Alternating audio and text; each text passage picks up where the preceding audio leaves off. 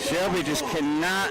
This is going to be one of them games you're just going to have to just make a play to win, because they've made plays on defense, and every time there's been a flag after they made a big play. Salinas is in for the point after, and this is kind of, and they're going to run a 2-point conversion. They're going to throw it, and it's over the head of Caden Revel. And Shelby holds on to a 43-41 lead with 4:47 to go. We'll be back after this. Don't go anywhere. There might be other Coyote tractor dealers in the area, but there is only one that stands above the rest, and that's Weston Sales in Vail. There's a reason they have been one of the top-selling Coyote tractor dealers in America today. Some reasons could be quality of service, friendly people, and yes, price. They will not be undersold on a new Coyote tractor. There's one waiting for you, Coyote and Weston Sales, synonymous in the tractor industry today. See them at 110 Highway 18 North in Vail. Online at westonsales.com. Like them on Facebook, too. Shop American, even when it comes to flooring. And Willis Flooring Shop in Shelby has a new selection of LVP flooring by Cortex, and it's American made. Also, pure grain engineered flooring, yes, American made. Plus tile, carpet, vinyl, and more. And listed up installers, Willis Flooring Shop in Shelby has backer board, hand liners, sand, cement, corner benches, Schluter, and sundries. Head to Willis Flooring Shop, 2247 Kings Road in Shelby, open 8:30 to 5:30 Monday through Friday. Like them on Facebook, too.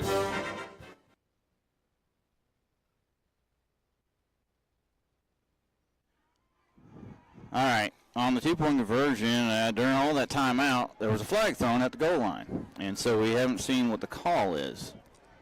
They lined up to kick the extra point, which made no sense because they were down by 2 with 4:47 to go.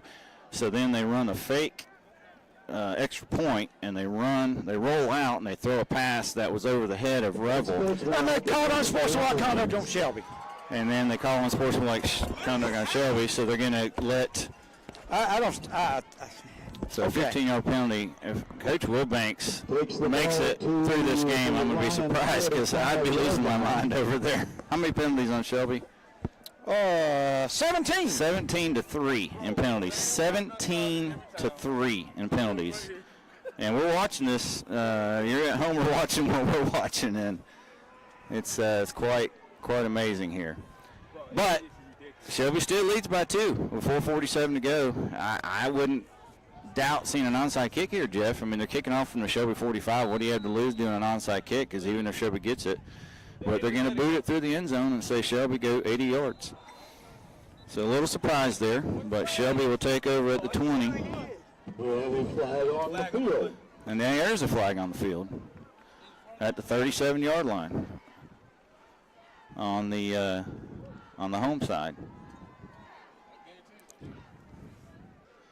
I don't know what you're going to call on a kickoff that goes in the end zone, but we'll see. Maybe it's on them for.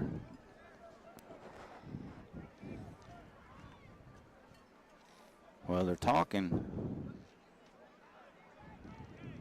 Procedure penalty. Procedure on the receiving team.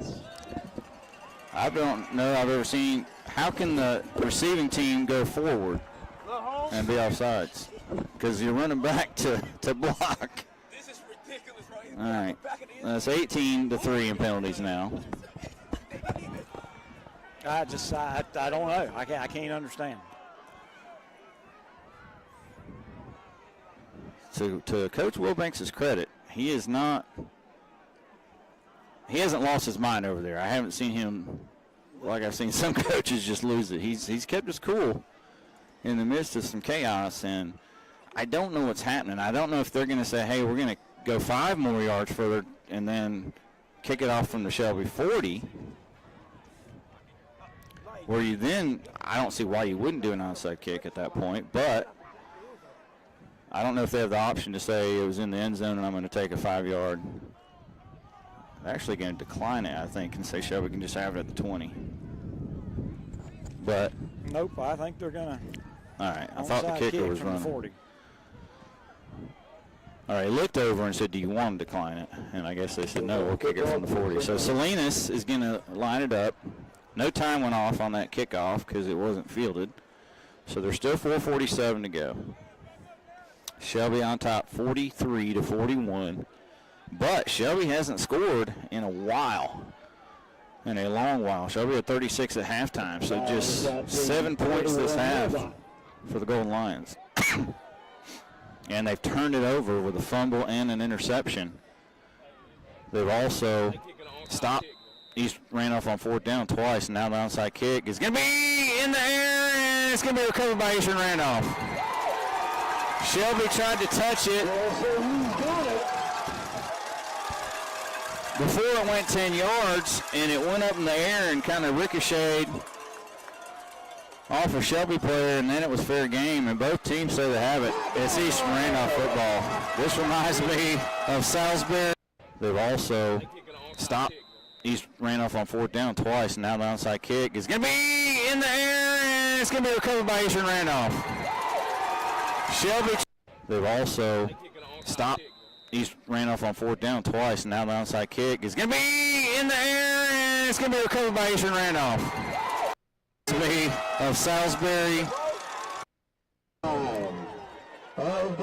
So Eastern Randolph with the ball at the Shelby 27 after the recovered onside kick. I don't know. I've seen a lot of Shelby games over the years, as you know, and this is going to go up there and he's moving upfield. And then hand off to Combs, and he breaks into the secondary, but Kendrick Raper is going to stack him up, but he gets 5. And remember, a field goal puts them ahead. Ball's on the 23-yard line, 2nd down, and about 6. Stop. Pick up of 4 on that play. Takes the ball down to the 23-yard line. So Shelby has just left. I mean, you can look at it two ways. Shelby shot themselves in the foot with 18 penalties and 2 turnovers. Or you can say a lot of things did not go their way that maybe some other guys had something to do with wearing a black and white. And so handoff again, and Combs is going to be stopped at the Shelby 20. It's going to be about 3rd and 3. And Shelby again needs to get in the backfield. I mean, this whole half, Eastern Randolph's had the football. And if they don't make it on 4th down, they just get bailed out with a penalty and get another play. So it's been something. It's been something. Yeah.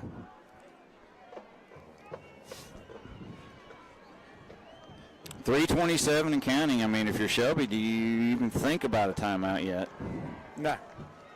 3rd down and 3. Let's see if they can come up with a big defensive play. Man in motion, and I think it may be illegal motion. On the play. Procedure penalty against the All right. So penalty, 4th penalty of the game called on Eastern Randolph, and now we're going to be 3rd and 8.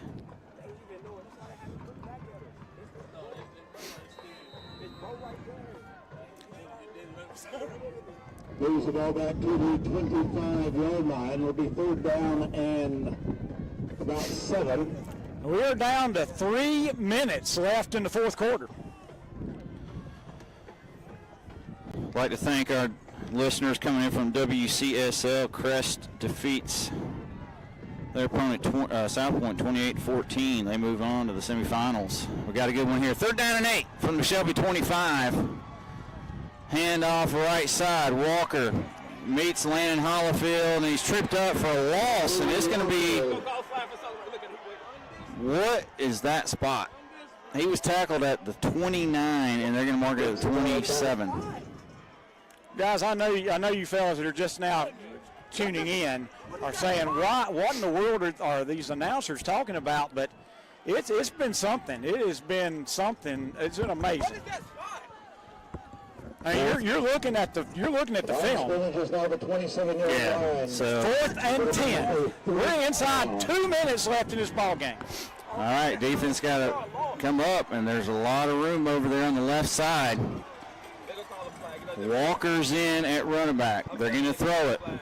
And they're going to throw it, and there's a man open. It's caught. Number 7, Chance pulled away, and I mean, Shelby was giving him 15 yards of cushion over there, and he just ran a 10-yard out.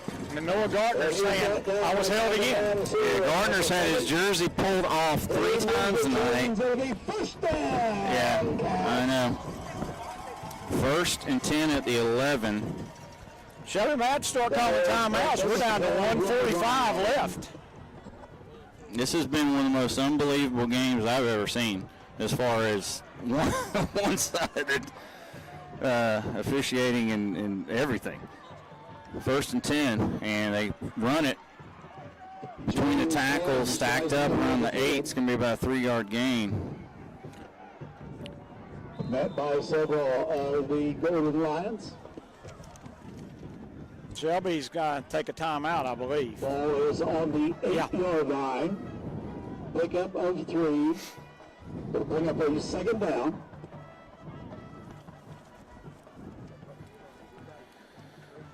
We'll keep it here. Shelby's, I mean, let's set the tone. On offense, we had Lorenzo Roseburg get hurt in the first quarter after catching 2 balls for 30-something yards. We had Man Collins get hurt after catching 6 balls for 90 yards in the second quarter. They've both been out. So you're on your backup holder, your third-string punter, and Shelby's twice intercepted the ball and had a penalty called to give the ball back. There was a roughing the passer called on 4th down that we saw the replay multiple times. It gave him a 1st down, and then they ended up scoring with 8.8 seconds left in the first half. And now we got 2nd down and 7 for the Wildcats. Ball up to Shelby 8. 1:20 to go. And handoff stacked up about the 6. So Walker gets 2. Another timeout called. We'll keep it here. Landon Holyfield making the stop. So much power, it's actually insanity, bro. It'll be 3rd down and 5. So Walker gets 2. 3rd and 5 from the 6. They can get a 1st down at the 1. And a timeout on the field. Well, our timeout sponsor is American Restoration, serving the community since 1971, including Shelby and Hickory, providing 24/7 service in 23 counties in North and South Carolina. Online at more details at amrest.com. All right, if you're just joining us, Shelby with 18, maybe 19 penalties. 4 for Eastern Randolph.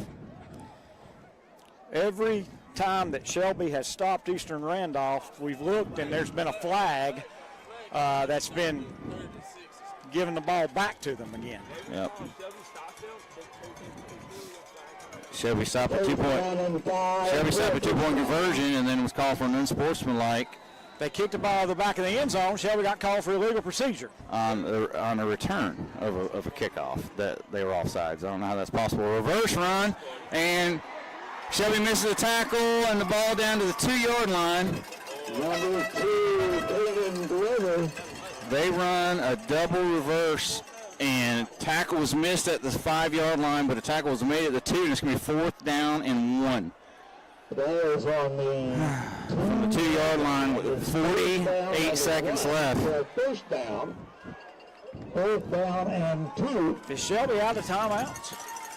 Shelby's got, I can't see. I thought Shelby had one, but maybe not.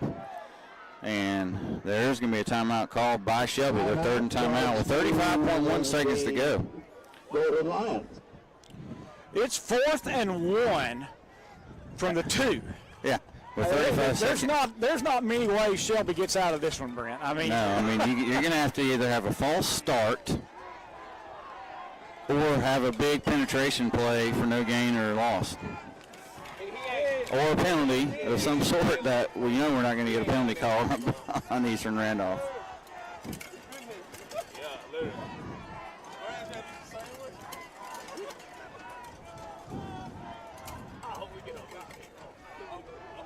All right, we're coming back. 4th and 2, 35.1 seconds. So it's 4th and 1 for a first down from the 2-yard line.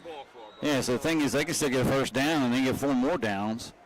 I mean, there is 35 seconds, so it's not, but I think they've got at least 2 timeouts. All right, here we go. They got Combs and Walker in there. They got a big O-line. Shelby. 4-man front. Mano a mano. McCallum in the shotgun. He's going to hand it off to Combs. Combs is heading the backfield. Tyson Williams makes the play, and Shelby holds. What a play by the sophomore defensive end as he beats his man and grabs Combs from the backside and stops him shy of the first down marker. And the Golden Lions take over with 30.9 seconds to go. 30 seconds. Well, how many timeouts do they have, Brett? They still have 2 timeouts? They got to fire that coach. Man. They've got Keep guys just 2 timeouts. I let you believe. play good talking. Everybody's hugging. So Shelby's got to snap it 3 times and not lose 3 yards. Yep. And Shelby's turned it over twice. I mean, I think I'm giving Land the ball and doing the tush push. I mean, why not? And they can't stop it more than they can't. Let's see what happens. Farmer under center. You got to get a good snap. No, he's not. They snap it in the shotgun. He runs it out to the 6. 3-yard gain. And that'll be the second timeout for Eastern Randolph. They leaving? I'll tell you what. You talk about overcoming adversity. This tape is the first so far. yeah, so There's far. still 26 seconds left. I mean, I would put this on the top of the reading list. I can tell you that much right now. Everybody tough when they up.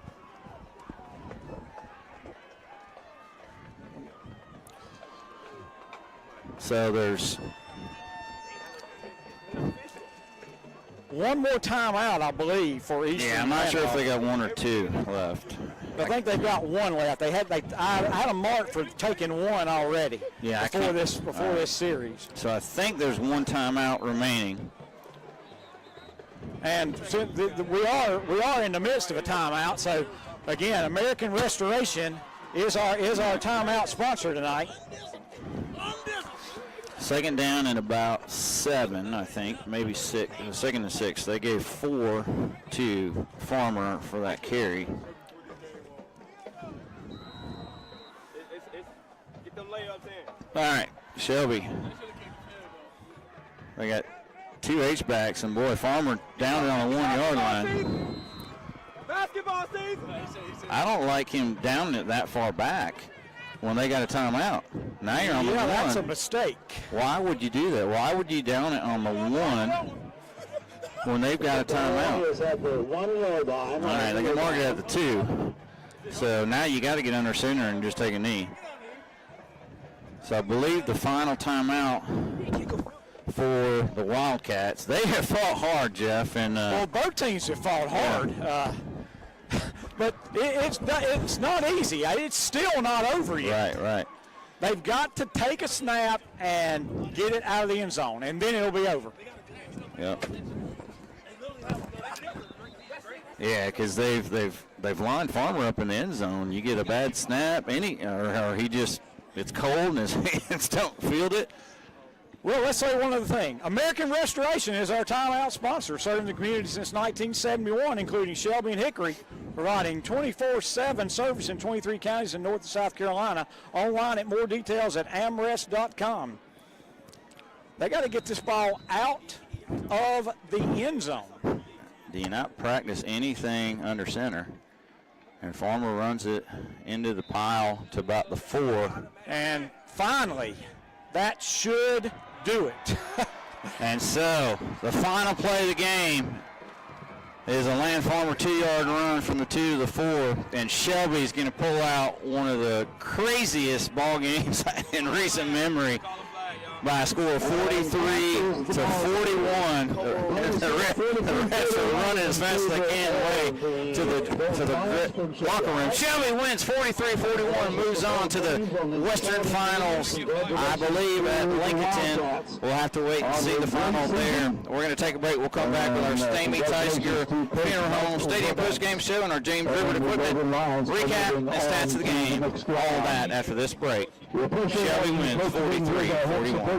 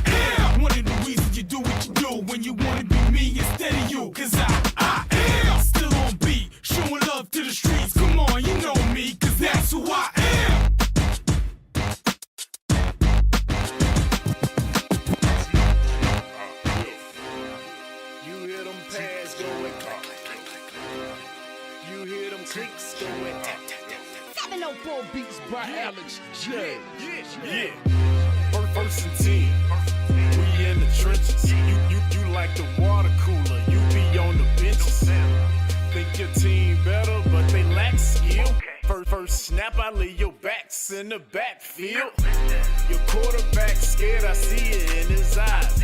Sent the receiver in motion, that's just a disguise. My linebackers, they stepping up, clog a hole, no letting up. Taking on them big blocks, on fourth down we get big stops. My secondary is balling out, your offense keeps stalling out. How many yards? Like none at all. Call the special teams, come punt the ball and it's gone. And you never see me fair catch. I get a block and then I'm gone like a Lear jet. My helmet on, pass strap tight. My jersey shining in them Friday night lights.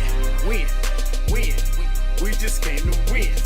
Win, win, we just came to win. Friday night lights.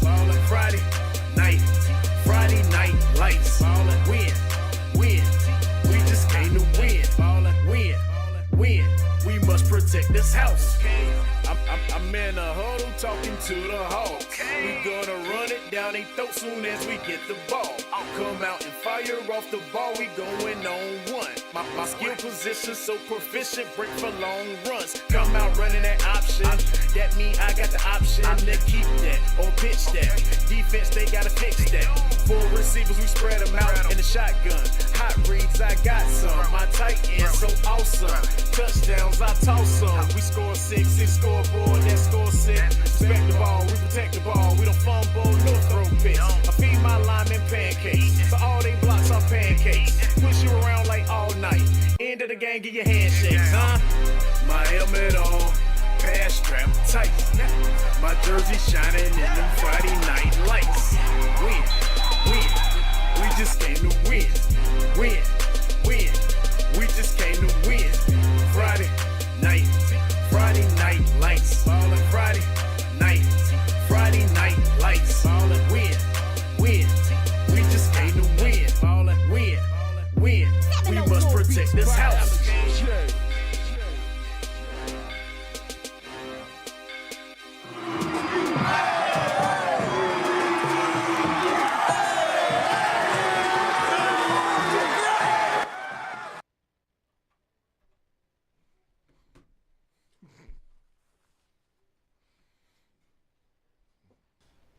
And JP, as always. Did you forget yourself? Yeah, a little bit. Yeah. Good evening, everybody. Playoff time. Round 4 is over. Full Throttle Powersports of Lowell post-game show. Get out to Full Throttle Powersports in Lowell. Just easy to get out there if you want to. If you folks not around familiar, it's near the movie theater exit, the old movie theater exit there in Gastonia. Get off right there and take a. You get off the exit, take a right instead of a left, and then your next right, and you'll be right there at Full Throttle Powersports. Get your jet skis now. Get ready for next year. Get all the discounts. 4-wheelers, if you're going hunting and getting ready to go out into the snow, they got Polaris's and more. Yamahas, motorcycles, and everything. Full Throttle Powersports in Low. All right, good evening, everybody. Welcome to the post-game show. I'm Kevin Hastings, along with Will Boykins, Dennis Davis, and Chip Carter, and JP's in the house. We got final scores, top 10s, and more, and then we're going to talk about next week. So we're going to first start with this week's scores. All right, Chip, I'll let you guys handle it. Left, middle, right here. All right, thank you, Kevin. I'm not taking the left. Yes, sir. I'll take care of it. Don't worry, I got you covered. In the 1A, it's Robbinsville defeating South Davidson 41-7. So after their week off next weekend, they will take on Wilson Prep in the 1A state championship. Wilson Prep victorious over Northside Pinetown 50-22. That'll be your 1A state championship in 2 weeks. Both teams are off next weekend, obviously. Heading to the 2A, Murphy defeats. Will, do you want? I got you, Will. Murphy defeats Corvian Community 49-40. Murphy is the 1 seed, will host Starmount, the 2 seed in the West. Starmount victorious over Mitchell tonight 58-22. While over in the East, it was Tarboro beating East Bladen 54-7. Tarboro, the 1 seed in the East, they will host the 2 seed in the East, Warren County. So all chalk in the 2A for the regional finals. Tarboro defeating Warren County defeating Edenton 40-14, and they'll head up to Tarboro next weekend. Then swinging down to the 5A. Hold on, before you move from the 4A or the 2A. Congratulations to Corvian Communities Cardinals. You caught that. For their season, they had an awesome season this year. So congratulations. And tripping Will up every week. Corvian Community Cardinals. Thank you, Will. All right, moving on. The last time this year. Heading over to the 5A. Crest exercises some of the demons in Belmont. Crest defeats South Point 28-14. They will travel up to take on the Red Tornadoes of Hickory, who defeats J.M. Robinson tonight 36-29. That is your Western Regional Final in the 5A. While over in the East, Hunt, the Warriors defeat Croatan 32-29. Hunt is the 1 seed. They will host this. That's all chalk in the East for the 5A. Hunt will host Northside Jacksonville. Northside Jacksonville defeats Rocky Mount 21-6. That's your 5A. Dennis, take over the 3A. All right, in the 3A, right here, and looking forward to next week, but we'll skip to that right here in just a minute. The Lincolnton Wolves, 55. The West Davidson Dragons, 20. Go Wolves. And we have the Shelby Golden Lions tonight over the Eastern Randolph Wildcats, 43-41. That's like it was played in Belmont or something tonight, Will. But next week, folks, the one you've been waiting for, the rematch, the Lincolnton Wolves against the Shelby Golden Lions. Slobber knocker. Come on down, Steve Degree. All right, we have the Keenan Tigers tonight, 51. The Farmville Central Jaguars, 32. We have the Northeastern Eagles, 24. But the Kinston Vikings had 27. So the Kinston Vikings next week will take on the Keenan Tigers. In the 6A, it was the Watauga Pioneers holding off the Sun Valley Spartans tonight. As Chip alluded to in the pregame show, the Sun Valley didn't get shined on tonight. They got froze out by the Watauga. They made it closer than we thought it was going to be. 31-28 Watauga. And the North Guilford Nighthawks took care of the undefeated Ashbrook Green Wave tonight, 39-14. So next week it's North Eastern Guilford taking on the Watauga Pioneers. And Chip, I hadn't looked at the seeds, but I think Watauga's 1. So it's chalk, 1 versus 2. Northern Guilford will travel up to Boone. They'll take on Watauga up there. you better get your thermals, boys. It's going to be a little chilly in Boone next week. We've got the Jacksonville Cardinals 34, the Union Pine Vikings 7, and we've got the Middle Creek Mustangs 31 and the Northern Nash Knights 24. So next week we're going to have the Middle Creek Mustangs taking on the Jacksonville Cardinals. Yep. All right. I want to just send out a big shout out to my little buddy Corbin, who is the son of Chad Smith, the grandson of Chad Smith. He came in today, came into the dealership today, and the first thing he said was, pointed at me and said, "Was football Friday night?" There you go. You're a celebrity, Will. So, did you give him an autograph? He just made me feel so good. So I want to say hello to my little buddy Corbin before I get started. Tonight, Huff Huskies defeated the West Charlotte Lions 24-0. It was Middlebrook over Hoggard 14-7, and they got a rest week, and then it'll be Hoggard versus Husk in the finals. And I'm surprised about that Huff and West Charlotte score. Not surprised about Huff. I'm surprised that West Charlotte didn't score. Yeah. Mm-hmm. It was Brevard 49, Pisgah 28. All right there. I ain't doing no mouth, Will. It was in a shocker. It was Maiden 29, High Brighton 28. It was Reedsville 53, no shock there. Central Davidson 20, and Western Craven 40, Southwestern Edgecombe 12. So it would be next week's games will be Brevard versus High Brighton. Would that be it? No, Brevard versus Maiden. Brevard versus Maiden. So that will be at. It'll be Brevard. Yeah, Maiden's the 6th seed. Brevard's the 1 seed in the West. And then in the East, that's chalk. Reedsville and West Craven are 1 and 2. Okay. Reedsville's the 1 seed. All right. In the 7A, it is Grimsley over Reagan, 24-7. It was Weddington over Independence, 21-6. And it is what is that? Cardinal Gibson Crusaders. That's a Catholic school. Very good. 16 and Garner 14, and it was Clayton 35, Southeastern Raleigh 21. So it'll be Clayton going to Cardinal Gibbons next week, and Weddington going to you're right. Weddington going to Grimsley. Yep, that's it. It's chalk in the West for the 7A. Grimsley hosting Weddington, and then Cardinal Gibbons is the number 1 seed. Clayton's the number 3 seed in the East. That Grimsley Weddington game is going to be interesting. Mm-hmm. That's gonna be a hard hitting football game, yep. Man. That's going because you got at both of those. You probably looking at.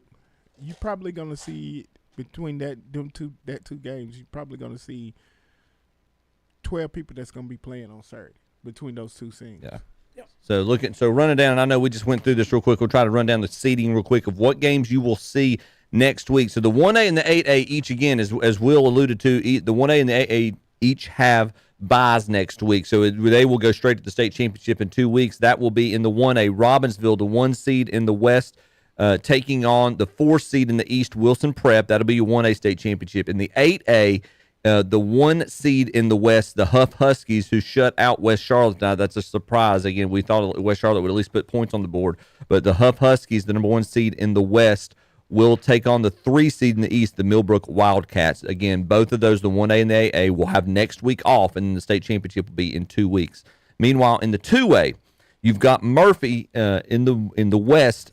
Murphy, the 1 seed, will be hosting the 2 seed Starmount. So chalk in the West and chalk in the East as well. In the 2A, Tarboro, the number 1 seed, will be hosting Warren County, the number 2 seed. In the 3A, You've got not chalk on either side of this. Lincolnton, the 8 seed, will host the 10 seed Shelby. I think we kind of all knew it, and they've proven it. They both of those teams were probably underseeded for the playoffs. But Lincolnton will host Shelby in a rematch that I think both teams would love to see, and in our Western Finals for the 3A.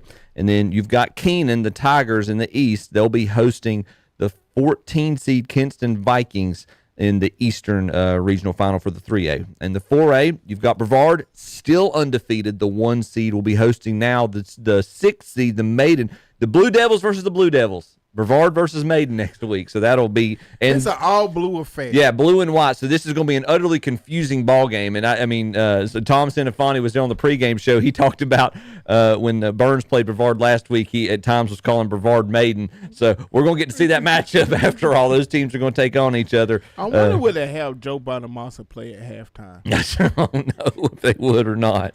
I mean, it's a blues affair. That's right. So, but Maiden will head up the mountain to Brevard.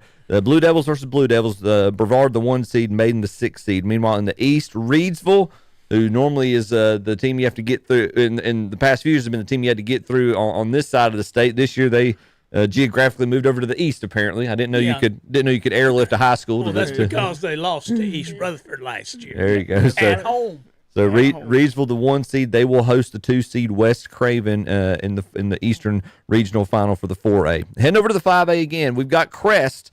The 4 seed will travel to Hickory, the 3 seed. So it's Crest thinks they might have got over one of their biggest hurdles tonight, but they don't have an easy one next week with heading up to take on the Red Tornadoes. I don't think that was. It's okay, Will. It's okay. This is proving a point. How do you rank a team higher than a team that's already defeated you handedly? Yeah, based on not your opponent's record, but your opponent's record. That's crazy. Yeah, hey, one thing, here's the point that's being made tonight too, is Crest are showing that they're a state championship caliber team because they went in and they defeated inarguably, and I think there's a lot of people who would agree they went into the toughest home field advantage on this side of the state, if not the entire state. And that Shelby might make an argument about that. Well, fair. But how about the biggest home field advantage outside of Cleveland County? So how about that? Yeah. So, but Crest took care of business. They will head to Hickory next week. That'll be the Western Regional Final in the 5A. While in the East, it's all chalk. Hunt, the number 1 seed, will host Northside Jacksonville, the number 2 seed. Looking up at the 6A, Watauga, the 1 seed, that is chalk as well. They will host Northern Guilford in the Western Regional for 6A. And in the East, you've got the 1 seed Jacksonville Cardinals will host the 3 seed Middle Creek Mustangs, who defeated Northern Nash, the 2 seed this evening. So Jacksonville, the 1 seed, hosts Middle Creek in the 6A. And then in the 7A, as we mentioned, Grimsley, the 1 seed. This will be a fun game to go check out. Grimsley hosting Weddington, 1 seed and 2 seed in the West. That's the game that, man, good gracious, somebody ought to have a camera at that game. Yeah. That's the game that need to be aired. That and the Crest Hickory game, I think, are two fun. It would be 2 fun games to check out. And then you got Shelby Lincoln ain't going to be. That's fair. Yeah, good point, Dennis. Yeah, fair point on that too, Dennis. Forgive me for overlooking that one. And then you've got Cardinal Gibbons, the 1 seed, will be hosting Clayton, the 3 seed in the 7A in the Eastern Regional there. So those are your matchups that we're looking at next week. I'm sure Kevin will break those down or give us a rundown of those already if he's not already gotten the artwork all arranged. But those are the matchups we're looking at next week. And again, the 1A and the 8A each have a bye next week as they prepare. We've got their state championships already lined up. Robbinsville versus Wilson Prep in the 1A, Huff versus Millbrook in the 8A. And I'm waiting on Kevin, but I'm sure he'll give us the broadcast schedule for next week. Look at that. Boom. You ask and you shall receive. Look at that. Hey, boys, I don't know if y'all realize this or not, but our season is going through the state championship this year. It always does, Will. I plan at the beginning of the year to work 16 weeks because I need the money. Here's for the folks listening on the radio tonight, you can always watch our show live on the YouTube. Here's next week's matchups for the folks at home. I do have the artwork already ready to go. Looking at the 1 seed, I did want to mention It looks like in almost every category, the 1 seeds have almost survived, except in the 3A. The RPI got a little drunk. We got 3, 8, 10, and 14 left in the 3A. In the 2A, you got all 1s and 2s. In the 6A, you got all 1s and 2s and 1 3. Same thing in the 7A. And in the 4A, you got 2 1s, a 2, and a 6. In the 1A, you got 1 West and 1 West. In the 1A and the 8A, and in the 1A and the 8A East, you got 3s and 4s. But like I said, the 3A got a little drunk, and I don't think the RPI has worked out like they needed to in that, with a 10 out of 8, and then a 14 Kinston at number 3, James Keenan. Kevin, all I'm going to say is, them people in California don't know beans about ranking North Carolina teams. Probably not. Well, folks, we come back, we're going to do some more highlights. We're going to talk to our announcers out at the games, and we're going to have some more fun here on the postgame show on KTCBroadcasting.com. From the KTC Broadcasting Weather Center, here's your forecast for Cleveland and Gaston counties. We drop into the lower 20s tonight under a clear sky. Sunshine takes over Saturday with highs in the mid-40s, followed by clouds crowding in Saturday night as lows dip into the upper 20s. Sunday turns damp with rain possible through the day. From the KTC Broadcasting Weather Center, I'm Johnny Cottle for WOHS and WCSL. Currently from the KTC Broadcasting Studios, it's 10:41, and the temperature is 32 degrees. Just in time for Christmas, Card Guys in Gastonia is having an inventory year-end blowout sale.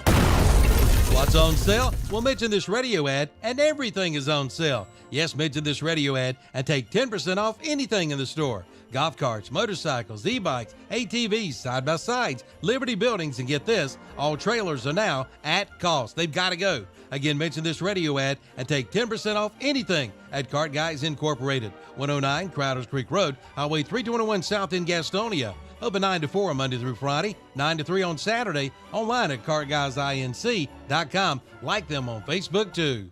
Kias everywhere at the all-new Shelby Kia. As a matter of fact, over 250 new Kias in stock now. And best of all, get 0.9% APR financing or discounts up to $10,000. There's never been a better time to buy than right now.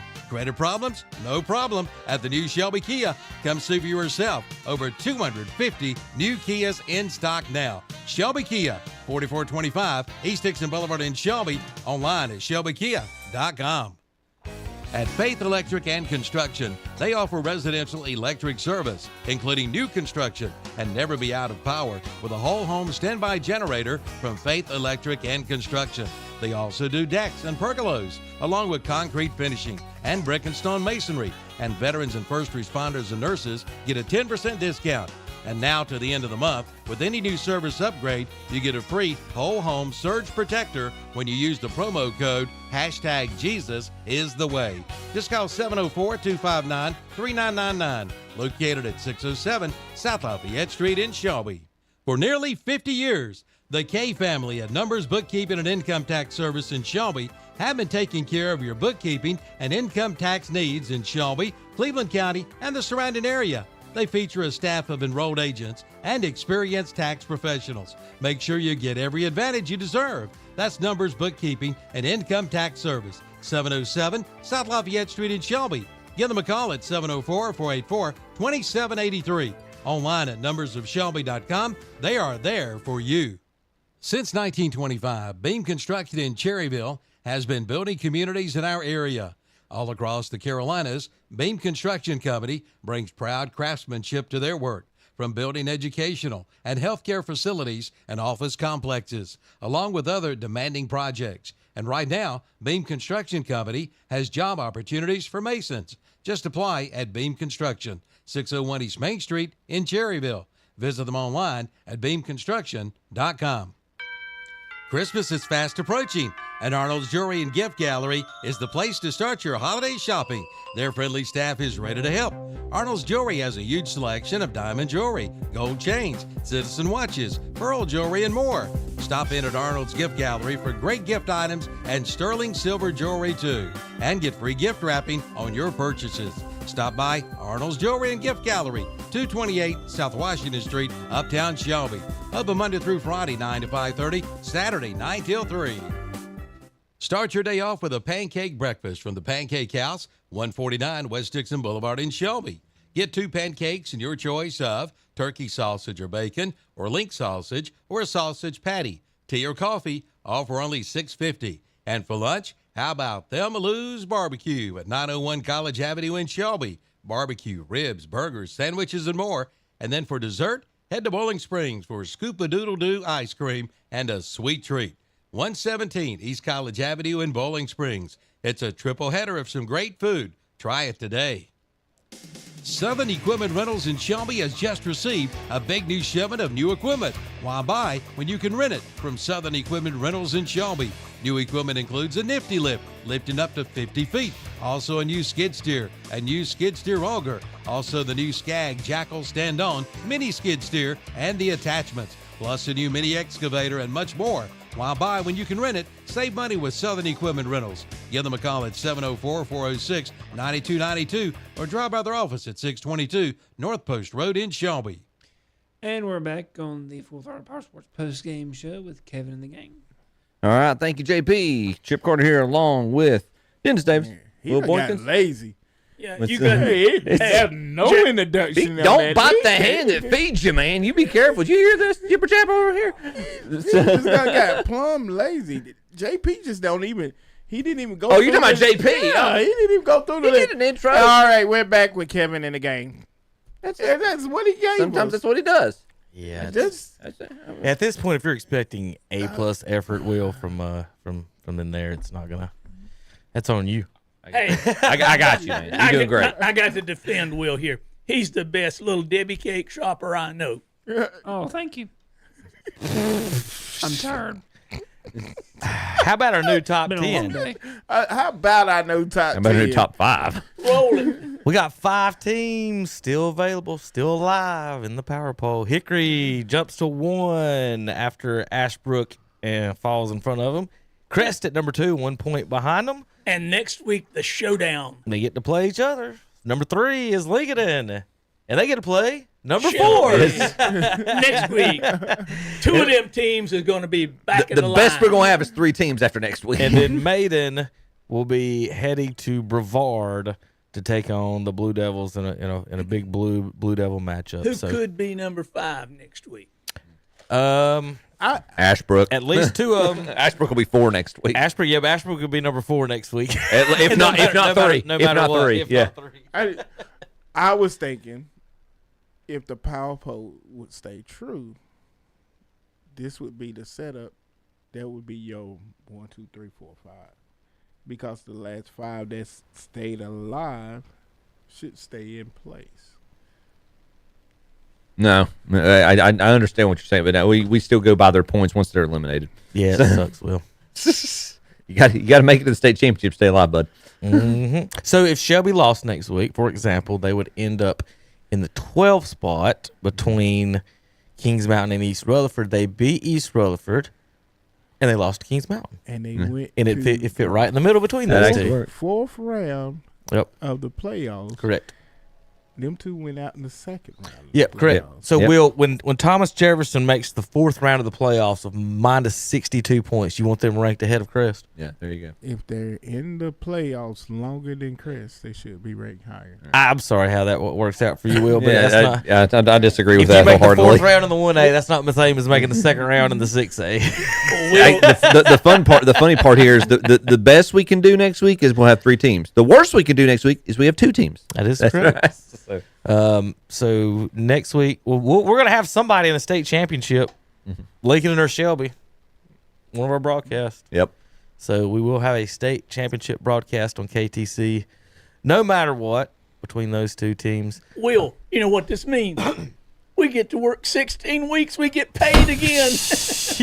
Gracious. What I'm talking about. Playoffs. We're just trying to get a check. Playoffs. No, payday. You got to change that. Payday. So Ashbrook drops from 1 to 6 tonight. Like Chip said, they're going to be either 3 or 4 next week, depending on if Maiden wins or not. East Lincoln jumps 3 spots tonight without playing from 10 to 7. So they jumped over South Point tonight.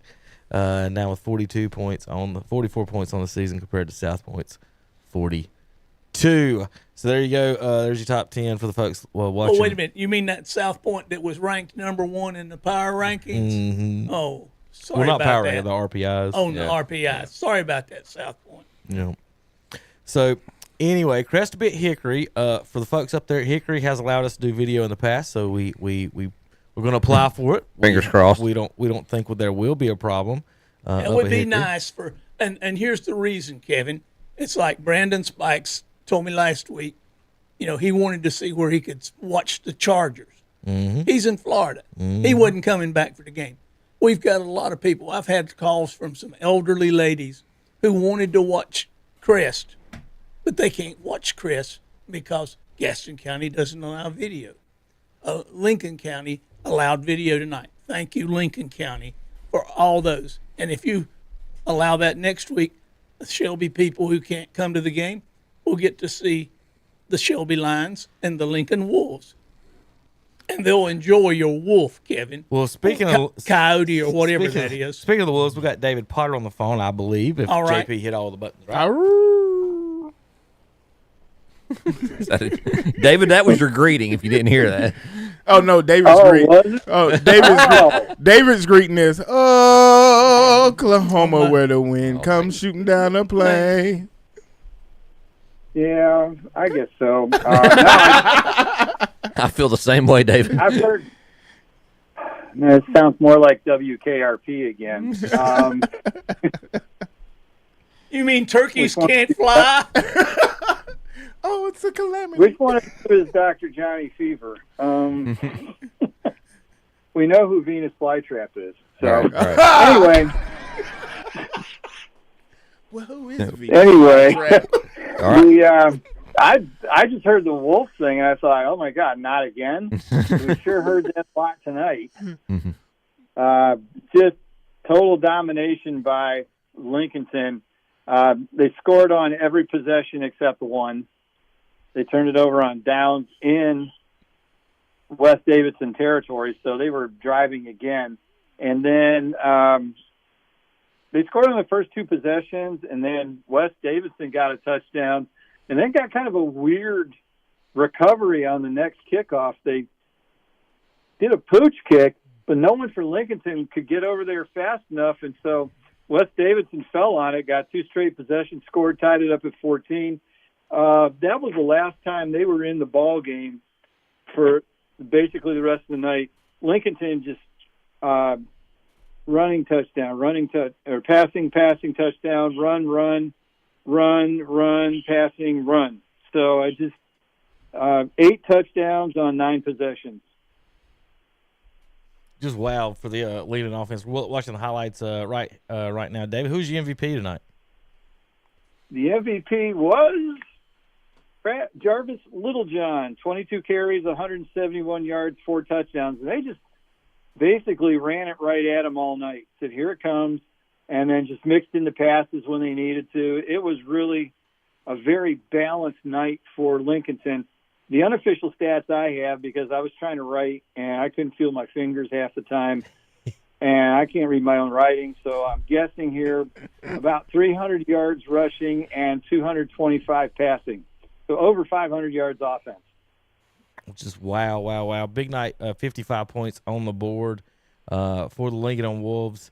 Gave up 20. How did the defense do on your side? What you guys thought, see them in person?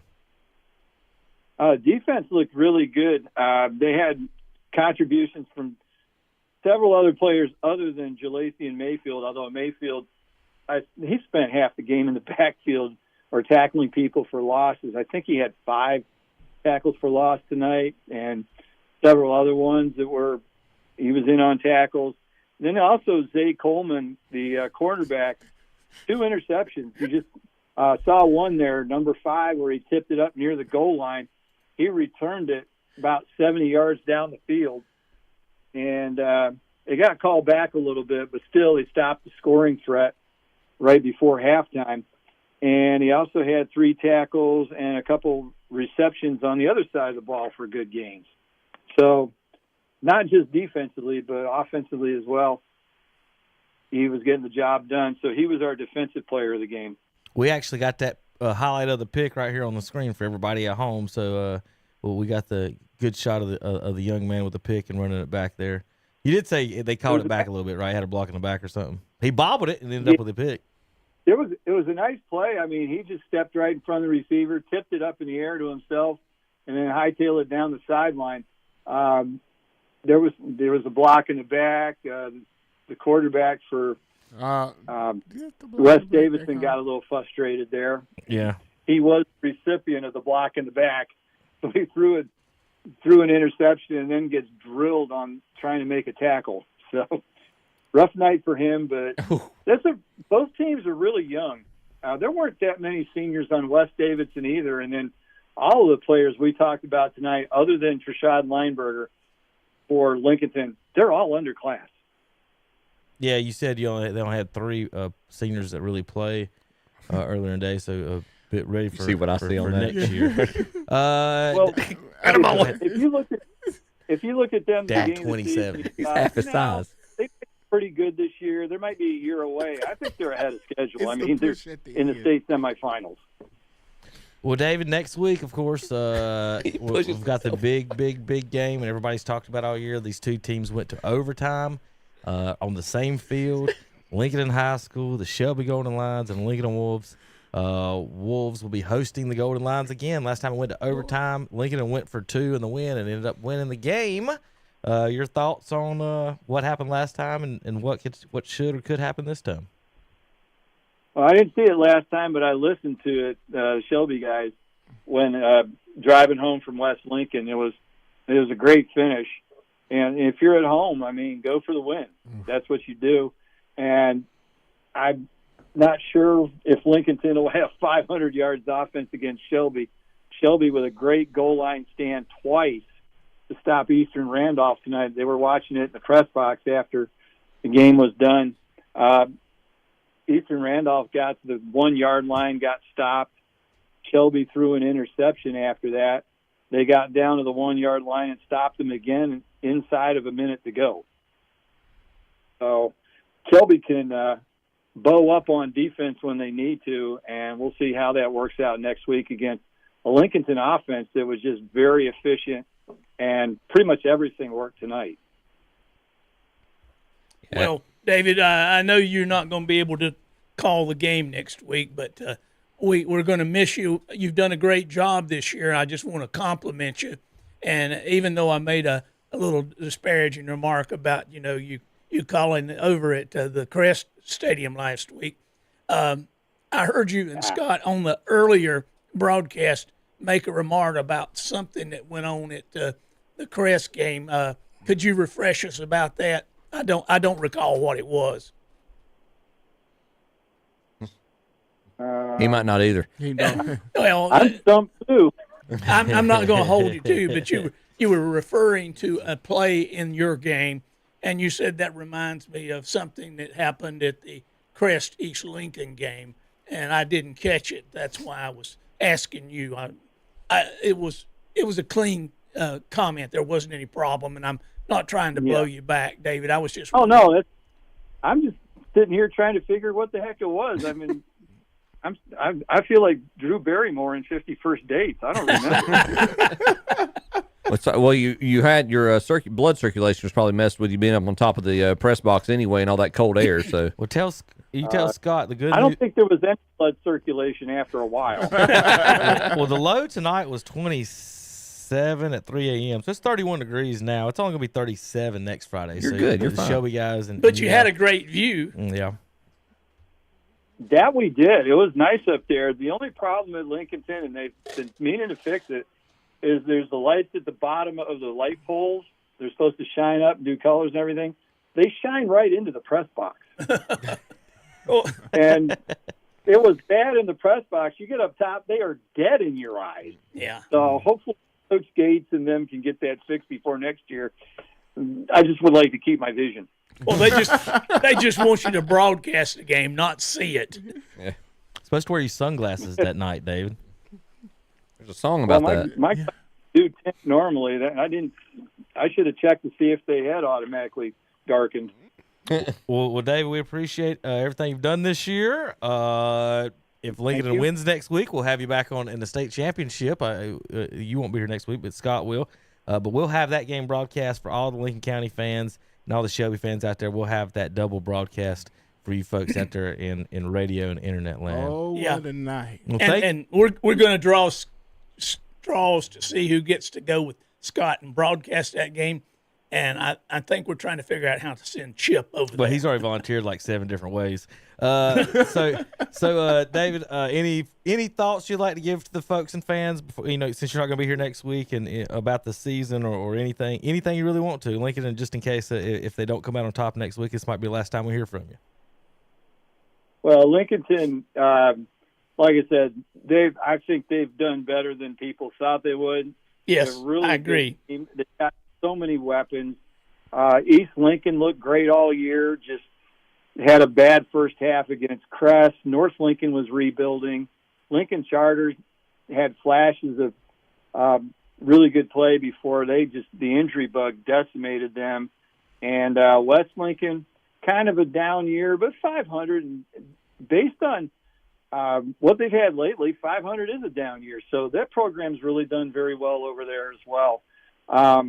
Just really appreciate everybody that's tuned in, and appreciate working with Scott. He's so good at explaining what's going on, and he's just great to work with. So whoever gets to go and broadcast with Scott next week, he'll be great with you.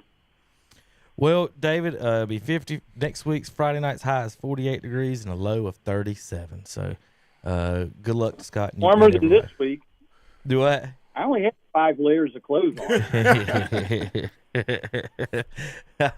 Well, I hope you guys took care, and a happy Thanksgiving to you both, and see Scott next week, and hopefully we'll see you in a couple weeks maybe.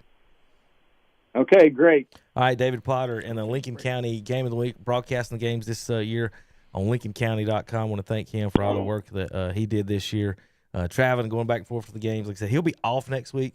Hopefully, he says he'll be back. If Lincoln wins, he'll be back for the state championship. So we'll have that coverage of that game. For the folks watching online, we've been showing you the highlights of that game as we go. We've been laughing at the lineman here. She's like, hey, get off me. Shoving this. Well, I like number 6, the last push, and he pushes himself farther away from the guy. Like 27 doesn't budge. He just, all right, fine. But see, here's the thing. Right, so let's talk about this. Number 6 didn't have nothing to do with this play. Nothing. He didn't. He didn't. He's a linebacker. He stood still the whole time. He went backwards a foot and a half. He didn't tackle nobody. He didn't help anybody. Now, in his defense, he was up 48-14 at the time, and this is the type of dumb stuff that happens on the field when you talk about why do you get dumb penalties, Chip? Yeah. Is that this jackwagon down 3 touchdowns? Or 4 touchdowns decides he wants to keep on shoving this. It's wonder the ref didn't throw a flag right here just to be like, dude, it's you're down. No, he's lucky that lineman didn't pancake him. Well, again, what I'm saying is that the lineman is down 34 points right now. Yeah. And then they just scored. So he cuts it to 27, and he thinks what he should do is block the guy not even trying to make a tackle through the back of the end zone. Like, bro, like, I'm glad this is your last game and you'll never play football again is what I'm saying. Like that's just stupid. Like, it's the guys, it's like me pulling out the 6 shooters down 36-6 at halftime. Like, bro, what are you doing? But you would do that, Kevin. You would do that. Number 6 has been doing nothing. He didn't even try. And 77's acting like he owned him all the whole game or something. Like, just go sit down, dude. Anyway, good job legging him for the win. It's just stupid.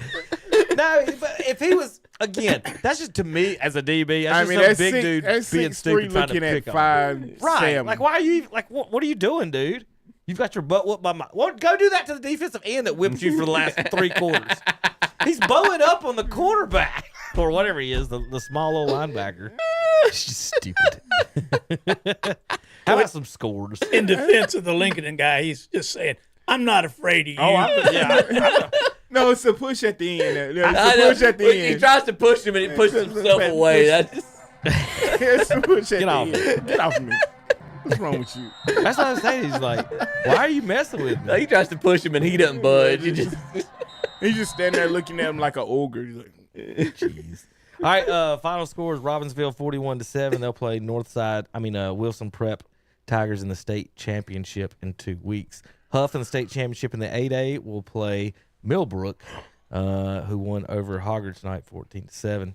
Over in the 2A, Murphy will play Starmount in the West finals. Tarboro will play Warren County in the East. Lincoln will host Shelby here in the West, and Keenan will host Kinston in the East in 3A. In the 4A, we got the Blue Devils matchup. Devil with the blue dress on in this one. Brevard hosting Maiden. Reedsville will host West Craven. And let's see, Crest will be at Hickory in the West in the 5A. They'll play the winner of Hunt versus Northside Jacksonville. In the 6A, Watauga will play Northern Guilford, and they'll play the winner of Jacksonville and Middle Creek.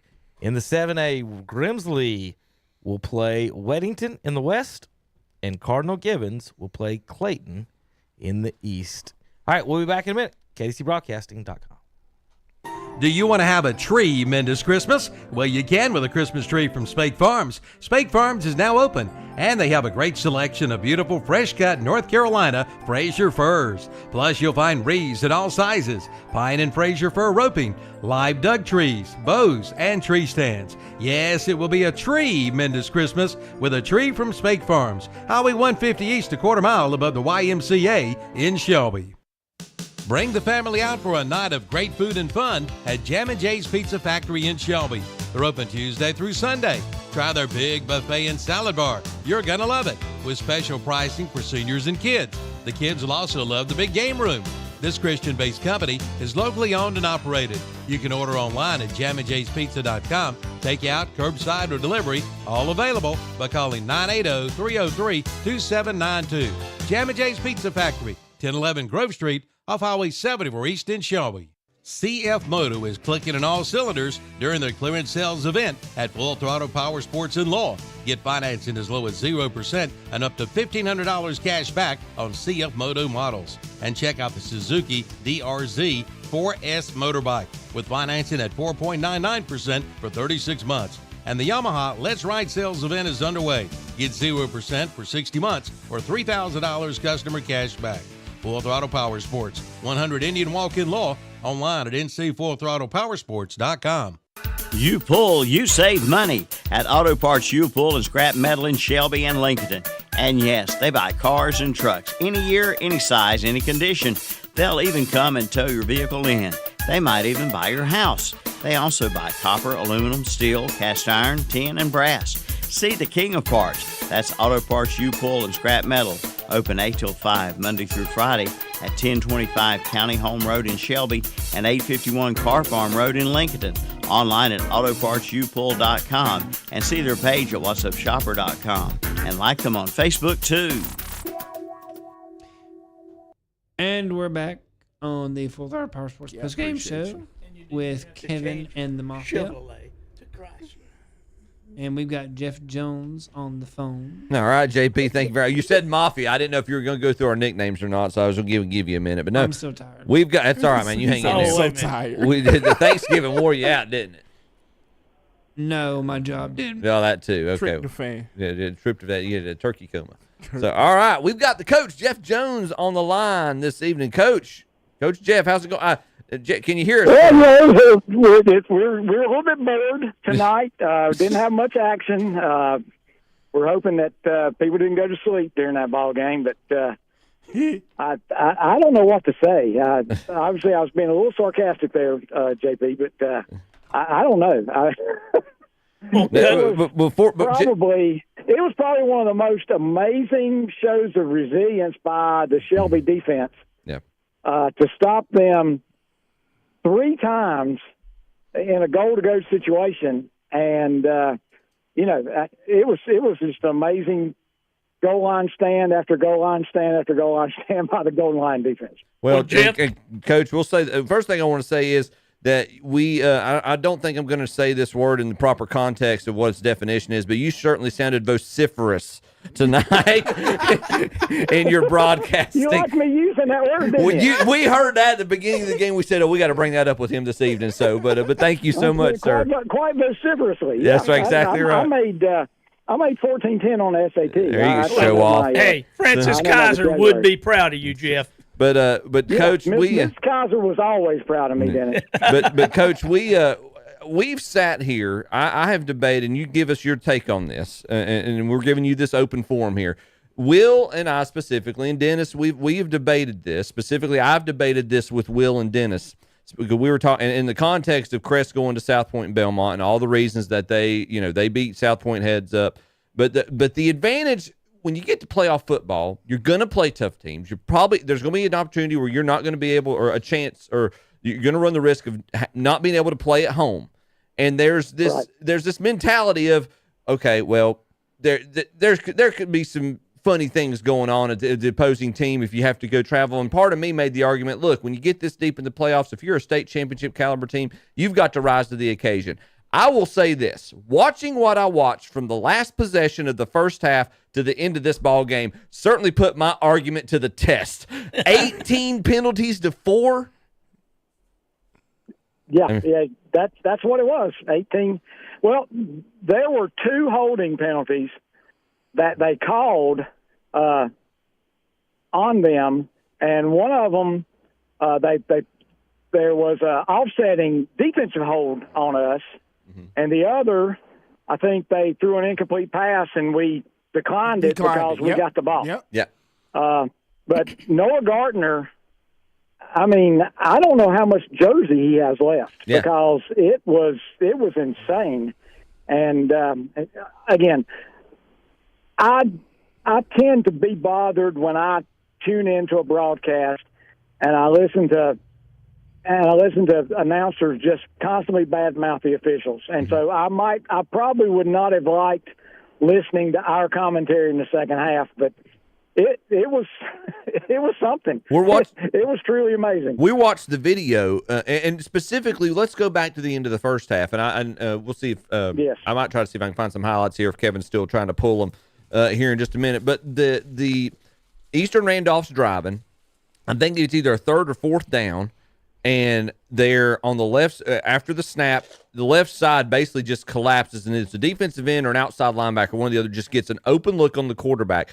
That's getting her. We froze that clip at the point that In defender made contact with the quarterback and just he lit him up in his shoulder. Exactly. Right? We've got the video clip from up on top where you and Brent are broadcasting, and we can see at the point of contact. The helmets never meet. We can see from up at the upper deck of the press box, there's space between the helmets. I don't know where 18 inches of space. We don't know where they get off making the argument that there was a helmet-to-helmet contact. It was a really good hit. And yes. I think I said, well, you can't call a penalty if you're hitting too hard. But then he did signal. He signaled helmet-to-helmet contact, and so we had to kind of control ourselves and go to the next play. And I'll say this: it was a great play that they called. With the 8/10 of a second left, it was a really nice play, really nice throw. They scored a touchdown. It was a big play. But at halftime, we were able to see the video feed the football team shoots, and. Jakari said he looked at it, Jakari 10 times, and said that he hit him in the shoulder. I mean, it wasn't anywhere close. Actually, it was his shoulder to his breastplate. Everybody who's listened to us during the year knows that the one thing I will really complain about is not knowing how to mark off penalties. Yep. And I thought they were wrong one time when they said Shelby had first and goal after a dead ball penalty. I could be wrong on that because that could be one of those things. The high school rule is different from the college rule. Well, we were listening to you when you said Shelby that. Had the ball on their 16-yard line, and they called a 10-yard hold, and Shelby had the ball on their own 6. You can't have a 10-yard penalty that puts the ball at the 6. it's half the distance. It has to be the 8. Yeah. And you're saying, well, it's only 2 yards. There's a big difference between the 8-yard line and the 6-yard line. We're in the very next play, and we lost 4 yards, and now we're on the 2. I mean, it was crazy. Oh, Jeff, we're going to change the name of Shelby to the Lucky Lines tonight.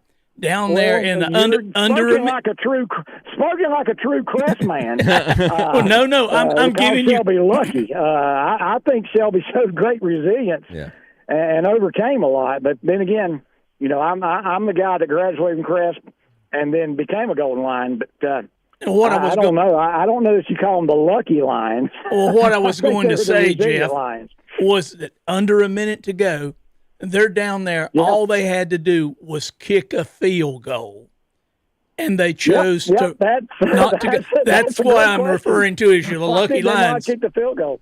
Yeah. And you got the ball. I think the message boards are asking that question again, but I was so caught up in it, it never occurred to me that he would try to kick the field goal. And after we stopped him, Brent looks at me and says, they could have kicked the field goal. Yeah, well, we were all at the end of the Shelby Burns game. I did the same thing to Brent. Brent was like saying, "Okay, they've got 2 plays to get 8 yards." I said, "A field goal wins, Brent," and he said, "Oh yeah, I forgot about that." Yeah. Well, evidently their coach did too, Jeff. Yeah, I was about to say we were listening to y'all before we started the post game show because y'all were the last game that we had on the air, and when they got down to that point with that much time, with that little time left, we're all looking at each other. When they came out after the timeout into a regular formation and not doing a field goal kick, we all just are screaming like, "What are you doing at this point? You've got to get the lead." The kid didn't miss one all night either. I mean, and it was a point after. The only difference is it would have been a point after from the right hash. Right. Yeah. Exactly. It wasn't center. Was a kicker. I coached kickers forever. That kick from the right hash from 19 yards is tougher than most people would believe. But the way you fix that is when it's 3rd and goal, you don't run to the right, you run in the middle, and if you don't get it, now you're kicking a point after. But I don't know. I will say this, Dennis. I think the one time Shelby was lucky was when they made that tackle, I fully expected they were going to say he was down at the 1 and it was going to be 1st and goal. Mm-hmm. Well, the other question they said he was down at the 2, and so it was 4th and 1. Well, that was huge. Yeah. The other question. Go ahead. The other question that came up was you guys were there at the 1, and Land, he's back. He's not under the center, and taking a knee. He's back where there's an opportunity for a fumble, a missed snap, or all that. And that's why you guys got out of that by his running up, out to the 3-yard line. Here's another thing. Shelby does not go under center. And I got to tell you, the snap under center is completely different from the shotgun snap. Yeah. And if I haven't practiced that snap under center a lot, I don't want to snap under center on the 1-yard line because if the snap is a little bit short, if the quarterback doesn't ride the center up there, if the center is worried about making the snap and doesn't step forward, he might get knocked back into the quarterback. I mean, there are a lot of really bad things that can happen when you're taking a snap under center if you don't do it. Does that make sense? It does, and there's also a lot of things that can happen when you're snapping to the guy in the shotgun too. But that's why. Yeah. There are a lot of things that can happen, but Shelby, knock on wood, hasn't had trouble with that shotgun snap. But with Brent and I, just about had a heart attack. Well, they got out to the 6-yard line and they snapped it back, and Land took a knee.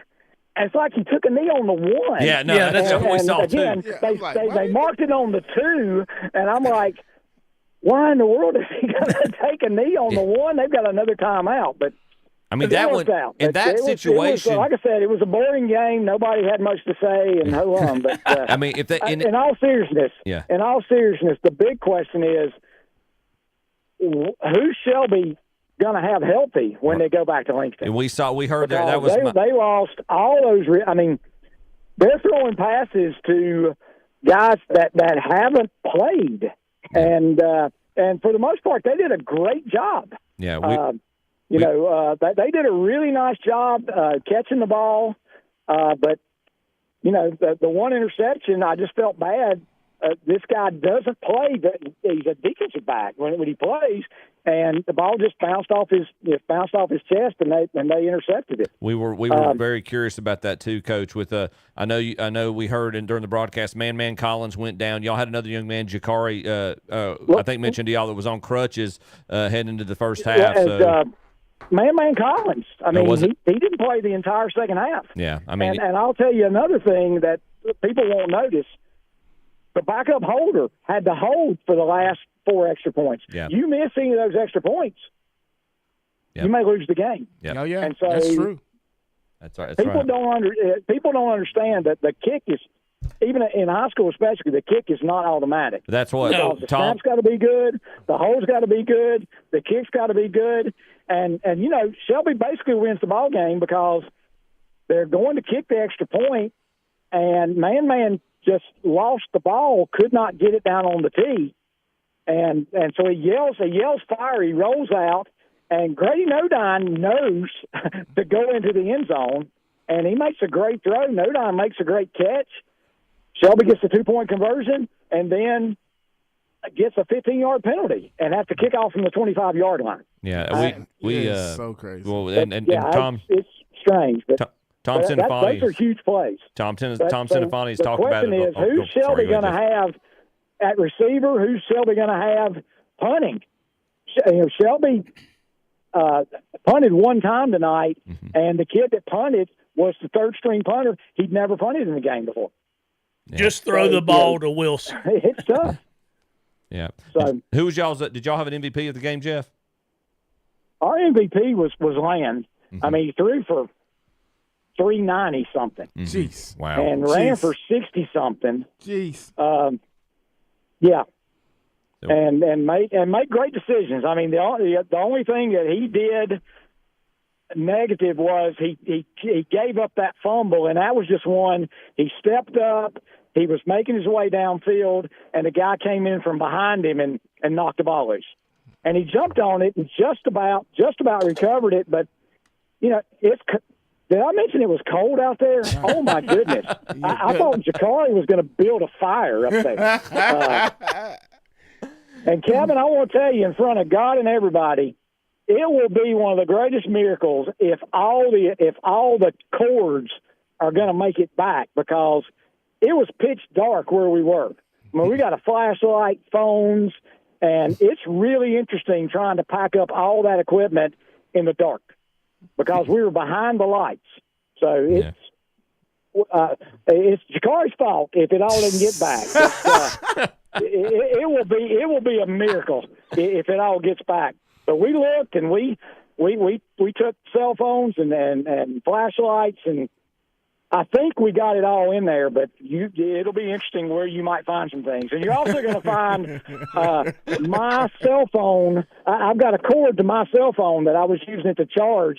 And at the end of the game, I said, "Brent, where is that?" He said, "I'm sure it's in a bag someplace." So, we hope. Anyway, these are just the fun things about broadcasting high school football. But anyway, it was a heck of a game. And Shelby had 6 different times that they could have said, "You know what? It's not our night." It was a heck of a season, but they didn't. So they're going to play one more game at least. Yeah, we certainly. And I'm like you, Jeff. Want to take an inventory of who they're going to have. Hopefully these guys, it's just cold night, that things just felt worse than they really were, and that a lot of these guys will be back on the field next Friday. And you make a great point about kicking. And what I was going to say is Tom Sinefani talked about it with one of the Burns games earlier this year. You cannot take even an extra point. You can't take it for granted, and you never know what's going to happen in the kicking game. So you echoed that very much. So, well, anything else you or Brent or Jakari want to add, or any final thoughts y'all have on a crazy game? Anything else we need to add, guys? Jakari says no. Brent's thinking here. Back to Lincoln next week. Yep. Up on the roof. At Lincoln. Yeah. And I didn't get to that game this year. I was up seeing Army West Point play football, so I missed that game. So it'll be interesting to go back there. So, anyway, I'm sure Shelby will show up. Now, how many players they've got, but they'll come up with a game plan and they'll do their best. And there's only 2 teams in the West, and it's Shelby and Lincoln from that one conference. So what can you say? Yeah, good And deal. the winner goes to the state championship. That's it. You've been there That's right. before. Yep. And so has Lincoln. Yeah. Good deal. Well, Jeff, thanks Yeah. again as always. You and look forward to hearing you and Brent next week as always. All Y'all right. have had a great season, and y'all be careful heading All back right. down. All right. Thank you. Thanks. Bye. That's Jeff Jones, and we appreciate it. Shelby holds on for a 43-41 victory over Eastern Randolph. Had quite a bit of adversity. 18-4 Yeah, sticks out like a sore thumb. You're not wrong, and this is someone you've heard my arguments I've made the past 2 weeks. If there's an argument to justify what you've been saying, Will, to me, what you've been trying to convince me of, this game is a perfect example. I told you during the game, I said, you see what I was talking about earlier? Well, it got worse as the second half went on. It seemed like every time Shelby needed a big play, they made it, and then there was a flag thrown against them. It just it was conveniently an inopportune penalty, and it wasn't things that there was one, I think, after a dead ball penalty or something there towards the end, we were like, guys, that was their fault. Come on. This is where you got to keep your mental toughness and you got to keep your focus. But most of those penalties would just seem to be very convenient at opportune times to keep Eastern Randolph's drive alive. And they will come find you. Those penalties will hunt you down and find you at the wrong time. Well, the fourth down call, where the quarterback for Eastern Randolph rolls off to his right, tosses into the end zone, and it's batted away or incomplete or whatever, and the flag comes from the weak side on the left side for holding against the defensive back. He's got better eyesight. But anyways, it's and we go back to the call like we mentioned there at the end of the first half that kept Eastern Randolph's gave them a score that basically kept them in the game. But to Jeff's point, Shelby, they didn't quit. There was no quit in those young men, and they played a tremendous game. I'm sure Coach Steve DeGree is awfully proud of the fight that and especially the defense and what the defense did. That's really impressive and a great job. So yeah, our final score there: Shelby defeats Eastern Randolph, and they make it to the Western 3A regional final, and they will head back to Lincolnton to try to avenge that loss from earlier this year, as they'll go against the Wolves once again in the West.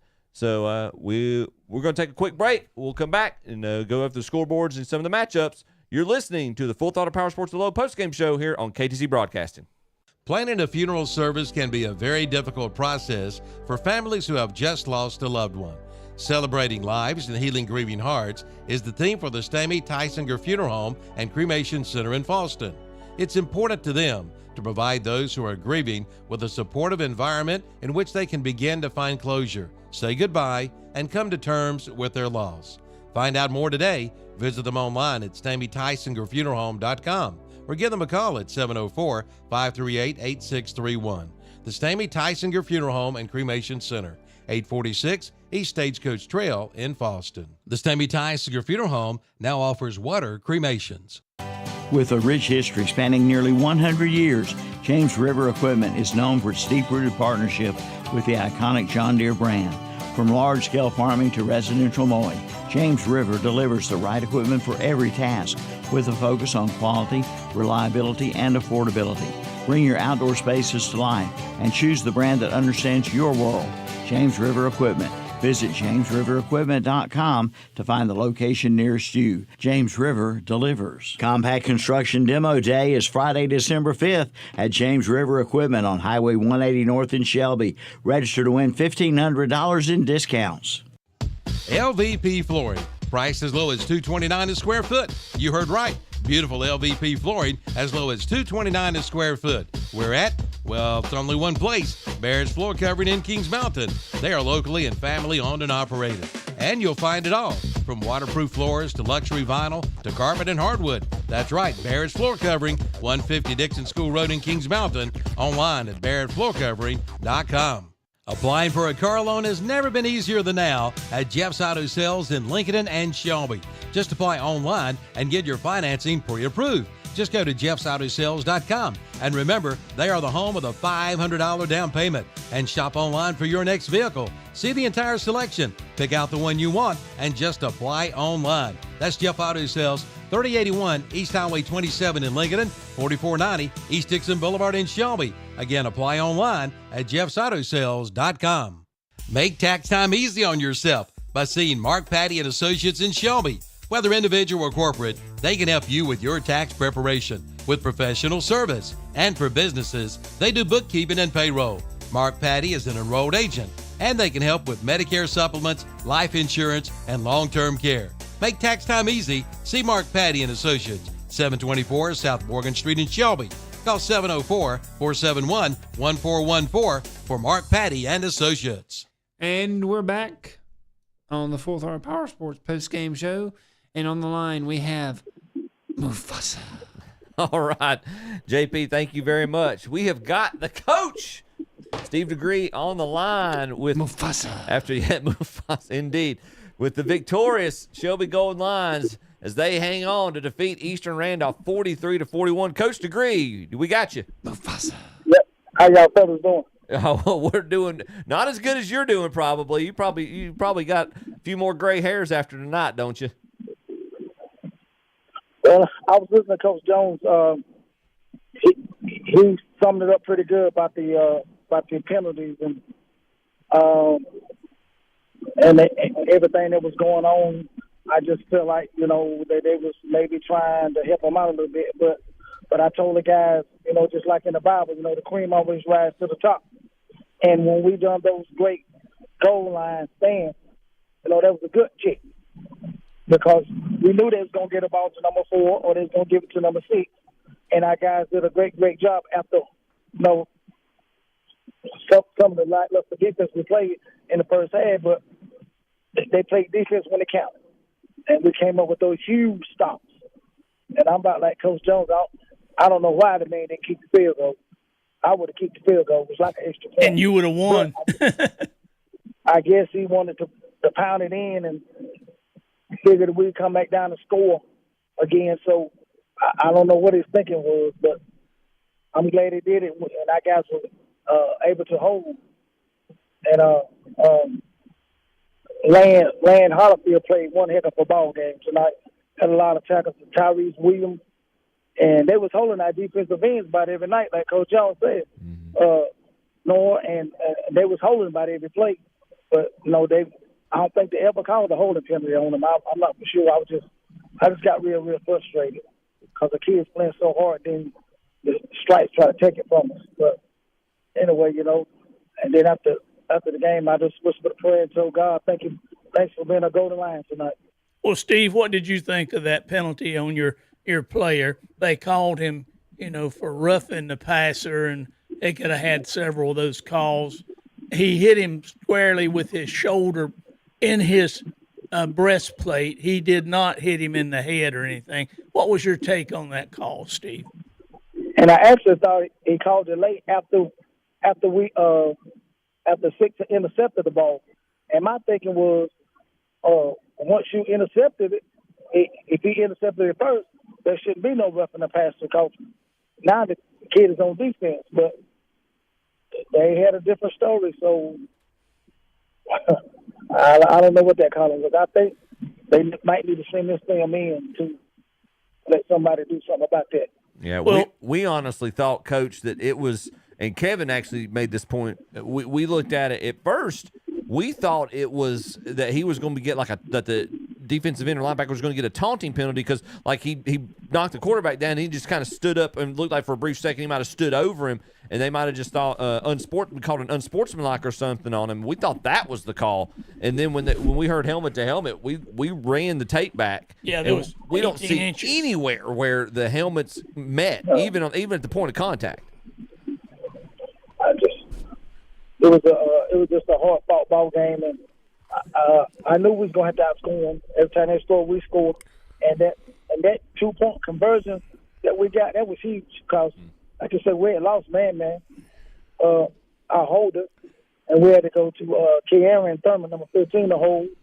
And like Coach Jones already said, it's nothing's automatic.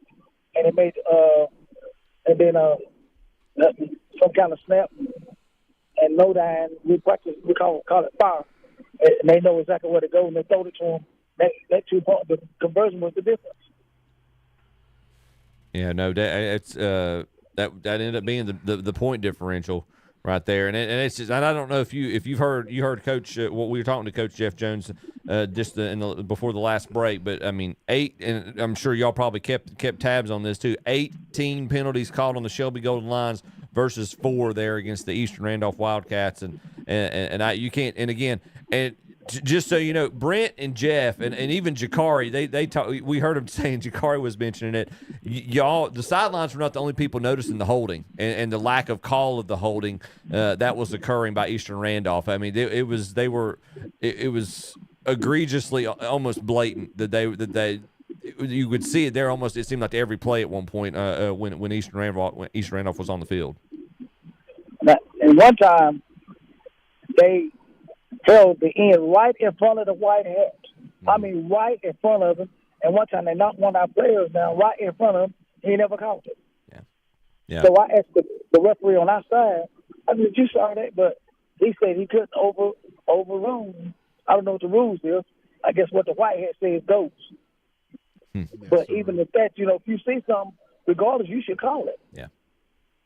Yeah. Well, but, thank God, glory be to God that we came out on top. Well, and I like Coach Jones's take on it as well. This is not a game we're going to try to. We want to emphasize, and I know we've made a big point of it. We don't need to diminish the effort, the resiliency, and just the no give up in your young men this evening. They played tremendously, and they just never, backs against the wall, just seemed like nothing was going right for them, and they just let nothing discourage them, and nothing was going to hold them back from getting a victory.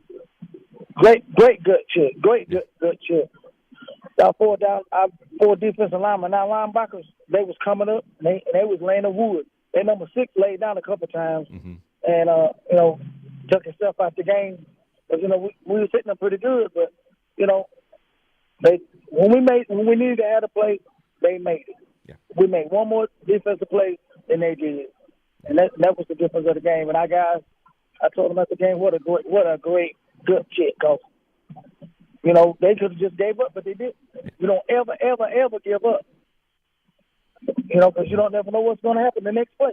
That's exactly right. And we talk, and we've talked about Land, we've talked about this offense, we've talked about what they've been able to do all season. And Land had another great game. I mean, I think Jeff said he had threw out 390 yards or something like that almost. But I tell you what, the defense, the start of the end of this game, the defense doing what they did, like not once, not twice, but multiple times there in the fourth quarter. Seemed like y'all lived on y'all's side of the 50 there in the fourth quarter, and the defense just would not bend. And even, giving up the 6 points, didn't give up the 2-point conversion, maintained that 2-point lead. And if I was a defender and that Eastern Randolph team with that much towards the end of the game, on 4th down at the 2-yard line, they don't want to kick the field goal. I take that as a personal affront and be like, okay, you think you're going to score on me? Right. No, sir. No, we're not. You're going to disrespect. You're going to do, because you've been running the ball on me, but you're going to keep on disrespecting me. I'm going to show you. And they stopped it. I mean, it wasn't even close. Yep. No, and I'm just so proud of the kids. We had a few injuries, so then we had Cole Wakefield. He stayed up, caught a few passes for us, and even the Tyler Tate, the number 11. He caught some crucial passes for us. So it's the next man up mentality. But Land did a great job. He was our field general tonight, and I was listening to Coach Jones. Where we do have a play. I'm gonna show you how smart Land is. We do have a play where we put him on the center, right? But he told the coach, he said, "No, coach, don't put me on the center. Let me stay, where he was. After he took that first nail down, because he wanted to get a running start, to get where he was. That's the kind of leader he is." Well, Steve, I want to thank you for everything you do, and be careful tonight. We got to talk to these Crest boys for a few minutes, and congratulations on the big win. just an exciting game to watch overall from our point, being here in the house. But thank you guys for all you do, and you be careful out there. Be safe getting back. I'm on my way home. I'm on exit 79 right now. Wide open, getting back to ship. All right, Steve, be careful out there. Golden Lions win 43-41. Yeah. It was 43-41. Yep. Have a good one there. Be careful. All right, bro. Thank you, Steve. Most definitely see you next Friday. Yep. There you go. We will. That's right. We'll be right down the street next Friday. Yes. We'll see Steve next Friday night when Shelby visits Lincoln once again. I want to thank Steve Degree. 43-41. I've got the highlights coming up in a minute, but I think we're going to talk to Tim Foster here in just a second. You already got him on the line?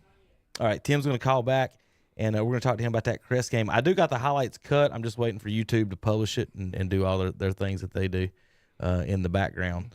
So we'll get to that here in just a minute, but I will have the Crest highlights whenever we get to that from Tim as well. So Crest wins tonight 28-14 against South Point, and then of course your Shelby Golden Lions win 43-41 over Eastern Randolph, and then they'll be in Leading next week. So let me pull up these Crest highlights. We also got highlights of that Hickory Robinson game, folks. You guys want to check that out? And I know we didn't have a broadcast. We also have highlights of High Brighton and the Maiden game, if you guys want to check that out.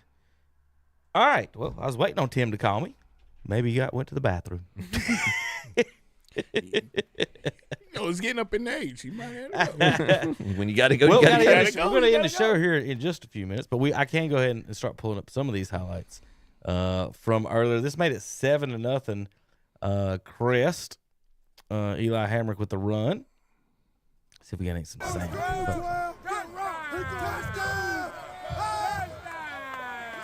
Touchdown! All right. Them sideline folks are crazy.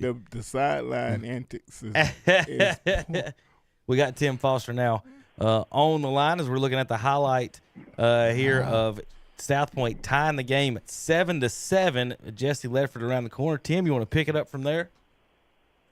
Yeah, I mean, what a game it was, and kudos to South Point and their whole coaching staff for the game plan they had tonight. Kevin, I mean, they really did a good job of that triple option, getting their slot guys on the outside. Of course, Patrick Blee, what an unbelievable career he had at South Point, and they went 14-7, and they had a chance, guys, and a lot of people are talking about that. They had a chance to go 21-7 right before the half, before that interception by Crest, one of three for Devarius Surratt, and I thought that was a really big play in the ball game. But I tell you guys, Crest had to do it on the ground. South Point did a great job of really slowing down Eli Hamrick through the air. And as a matter of fact, Crest really, I think me and Paul were talking about this during the broadcast, from about the mid point of the third quarter on, Crest just ran the ball, and they had some big running plays and won the line of scrimmage. And then really, Kevin, the defense of Crest, they outscored South Point 21-0 in the second half, and that was a big difference in the game. But it was certainly much different than the October 4th matchup. But Crest showed some heart tonight in the second half and showed why they certainly have got a chance to get to a state championship. Well, Paul, I just want to go back to the start of the game when Crest had the ball on the 5-yard line, and there was something like 4 consecutive penalties against Crest that backed him up. I got to thinking, oh, no, this is Belmont. This is not Sid Bryson Stadium. This is Belmont. I've seen this movie before. And at that point, what were you thinking? Yeah, Dennis, that's a great point. Well, I was thinking, Crest did have a chop block and a couple of mental mistakes. That was a score that they would have gotten early on to maybe even go up 14-0. Things could have been a lot different. But, yeah, you certainly were concerned. And you felt like South Point had Crest on the ropes going into the third quarter. But, again, I thought that trick play was still a little bit of a head-scratcher. It's a little bit like the head-scratcher I've still got in that Shelby Eastern Randolph game. And kudos to Shelby, the heart they showed to win that game. And I won't even get into the officiating for that game. But that fake field goal that South Point ran, a little bit of a head-scratcher because, to me, Dennis, the game really flipped for Crest after that. That's what I was thinking. That was the key. If you had to go back and look at the film and say, this is the point that it turned around back to Crest's favor, even though that 5-yard line. Looked like we were going to go ahead and get a score there. We didn't. We said, oh, no. But then you got to that point and you thought, hey, there may be a chance. Yeah, it flipped the game. They got it in midfield and they went right down, tied it up, and then the defense just made big plays. I mean, that was the story. And then Michael Edwards, the senior, had a couple of big runs. One in the red zone, and then he had that 80-yard run, and that was the story of the game. Line of scrimmage, South Point won it for the first 2.5 quarters, and I thought Crest won it for the rest of the game, guys. And I thought that was. Well, what's the big difference in the ball game? And anytime you can beat a South Point squad twice in 1 year, that's good stuff. What about your MVPs in this game, Tim? Well, I think there's no doubt Mike Edwards was one of the MVPs. I would definitely throw Devarius Surratt in there with 3 interceptions.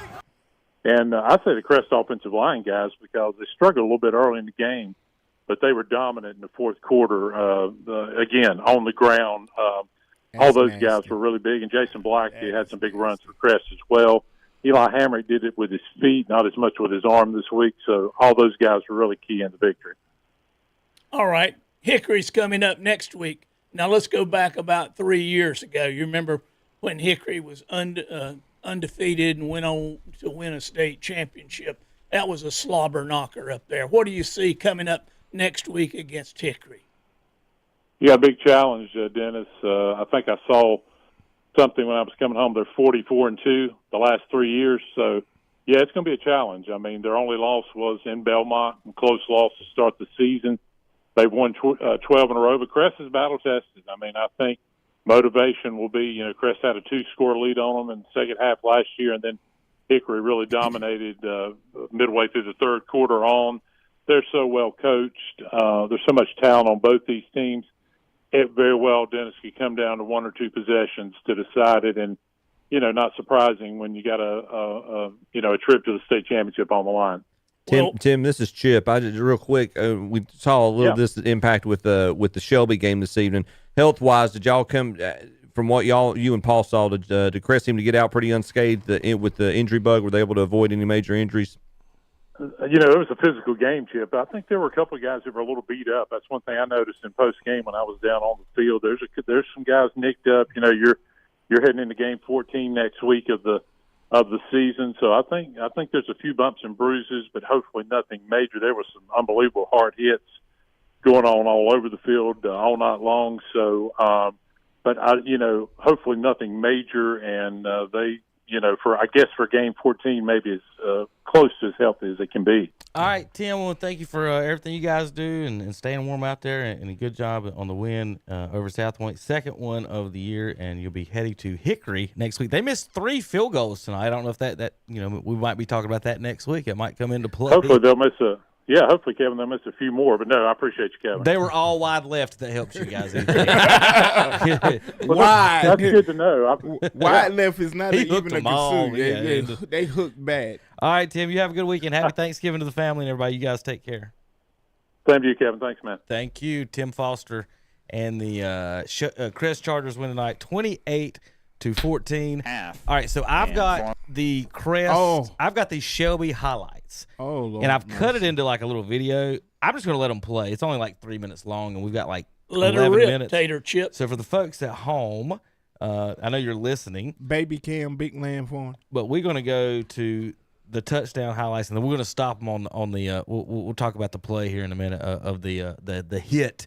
And remember, in this game, Shelby wins by 2. He said, 4 total flags? 2 of them were called back on offsetting penalties.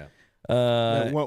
One of them was called back on 2 holdings. One was called back on the offsetting, and one that was declined because they got the.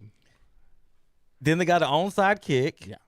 And then Shelby makes a 1-yard stand from the 2-yard line. For some reason, Eastern Randolph doesn't kick the extra point to go up. We're screaming in the studios, what is this coach doing? Yeah.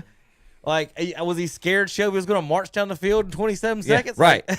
I mean, they scored 6 points in the second half. If you take the win, they kick it there, they give Shelby 35, 30 something seconds. Depends on if you kick it deep and if Shelby returns the kick. They've seen that at the very first play of the game. They seen the speed, that lightning that Shelby had. So I think that may have had something to do with that decision. I'm just going to announce to all the coaches out there, if you need 1 yard, don't hike it backwards 5 yards, then do a draw to the running back. I don't know how much time you've wasted. Then he needs to go 15 more feet to the line of scrimmage. So, you're wasting a lot of time and energy trying to get 1 yard on these guys. All right, let's watch the highlights. Jeff Jones explained all their reasoning behind that. I understand that, but you got to practice it. Right. And Farmer in the shotgun. He's got receivers to the right. He's going to step up in the pocket. Now he's going to throw it, and he's going to kind of complete it for a touchdown. Man, Collins. They were in pregame, but not all of a sudden. Shotgun for McCallum, and he'll hand it to Walker. Walker dancing, and he'll get to the 5 and into the end zone touchdown from 10 yards out. Pulled very well in the run game by Eastern Randolph on both sides, and now Farmer's going to pass, and he's going to be, he gets the pass away somehow while he was being tackled, and the Judges Woods breaks the tackle. He's at the 50, the 45, the 40, breaks another tackle. He's going to go all the way for the touchdown. 10-5, pay dirt. He lost 4 yards. And he yard lost for because Raper. of it. We'll bring up 2nd and 9. Farmer to throw again. Steps up in the pocket. Sidearm sling is caught by Raper at the 6-5. Walks in the end zone for the touchdown. No yellow flags. That's the second post pattern that looked pretty good. That time he made the catch. At this point, it's 21-7. Shelby. Uh-oh. That's going to be a there touchdown. Goes Cubby Walker. He moonwalked in on that one. Hole, left side into the end zone, untouched.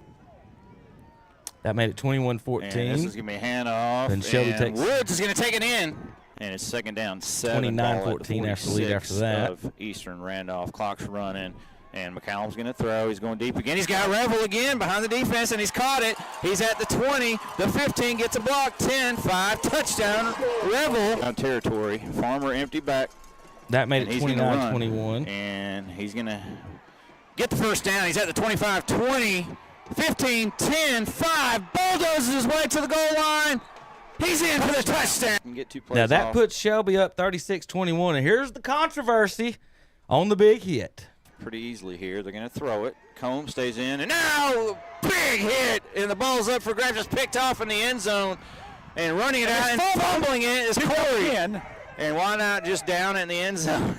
So for the folks watching online, we want to watch the replay again and see what you thought if this was a helmet-to-helmet hit from Shelby. Now, remember, if this play isn't called this, we don't even have the goal line stand at the end. No.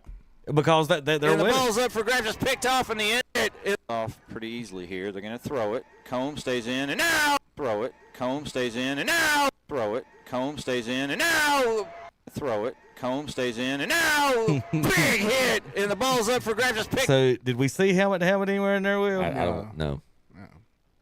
We'll go through it slow motion. Let's do KT scene. Throw it. Combs stays in. Look at it. There's no. His chest is hitting his shoulder. Yes. And the ball is clearly coming out of his hand right there. All right, folks. There's your Combs stays in, and now big hit. Play. So. You think whatever you want. None of us thought it was an illegal hit, and then, you can already make the argument Shelby's got to make the stop on the next play. They did the give up a ball's up for touchdown grabs, just picked off in the end after zone. This play, so you and got to running stop it out him. and fumbling it is Corey. And why not just down in the end We'll zone? watch the rest of it They're before we end creeping the up to the show. line of scrimmage. Tight bunched receivers With on the 0.8 right. They're seconds going to left. throw it, and there comes. He's got. They're going to throw it out in the flat, complete to Walker, touchdown, and the big package in. No Don, Hollifield, Woody. Farmer runs it in from 1 yard out. He's in for the 2nd and goal. 3-yard line we're calling, or 4? 3. All right. 2 running backs. The second one gets it, and that's Walker, and he's just going to go in behind his blocker untouched for the touchdown. Nobody there. Rolling back to pass. Got time. Can't find anybody. Throws it over the middle. It's caught for the touchdown. 4-man front. And here's the goal line stand. Mano. McCallum in the shotgun. He's going to hand it off to Combs. Combs is heading to backfield. Tyson Williams makes the play, and Shelby holds. Coaches in the background. Well, you're hearing Jakari in the background, too. I don't know if he's listening on the way in. We heard you. All right, those are our final scores next week. Next week, we will have Lincoln hosting Shelby here on KTC Broadcasting. That game will be on WCSL 92.9 FM, and hopefully both games will be on YouTube video. We'll have Crest up at Hickory. We'll have that game on WHS 101.5 FM. Hopefully we'll have you Chargers on video next week for you guys. And then we'll be giving you scores from all around the areas next week. Nobody's going to Western in Brevard. You go ahead. You volunteer. You and Chip. Let's go. Now you're a mountain man, Chip. Let's go. I like my heat. All right, final scores, Chip, as quick as you can. All right, Robbinsville over South Davidson 41-7. They take on Wilson Prep, who Wilson Prep defeats Northside Pinetown 50-22. That's the 1A. In the 2A, Murphy defeats Corvey Community 49-40. They'll take on Star Mountain, who beats Mitchell 58-22. That's the West. In the East, in the 2A, Tarboro beats Bladen 54-7. They'll take on Warren County, who beats Edenton 40-14. In the 3A, Lincolnton victorious over West Davidson 55-20. They'll host Shelby, who defeats Eastern Randolph 43-41. In the East, in the 3A, Keenan defeats Farmville Central 51-32. They take on Kinston, who defeats Northeastern 27-24. In the 4A, Brevard victorious over Pisgah 49-28. They'll take on the other Blue Devils, Maiden, who defeat High Brighton 29-28. In the East, Reedsville defeats Central Davidson 53-20. They'll take on West Craven, who defeats Southwest Edgecombe 40-12. In the 5A, Crest defeats South Point 28-14. They'll head up to Hickory. Hickory defeats Robinson 36-29. It was Hunt victorious over Croatan 32-29. Hunt will host Northside Jacksonville 21-6. In the 6A in the West, Watauga defeats Sun Valley 31-28. They will host Northern Guilford, who defeats Ashbrook 39-14. In the East, Jacksonville defeats Union Pines 34-7. They will face Middle Creek, who defeated Northern Nash 31-24. In the 7A, it was Grimsley victorious over Reagan 24-7. They will host Weddington, who defeats Independence 21-6. In the East, it was Cardinal Gibbons holding off Garner 16-14. They will play Clayton, who defeated Southeast Raleigh 35-21. And in the 8A, it's Huff over West Charlotte 24-0. In 2 weeks, they'll take on Millbrook, who defeated Hoggard 14-7. Thanks for listening to Full Throttle Power Sports postgame show. We'll see you next week. See you next week. We out. I feed my linemen pancakes. For all they blocks are pancakes. Push you around like all night. End of the game, get your handshakes, huh?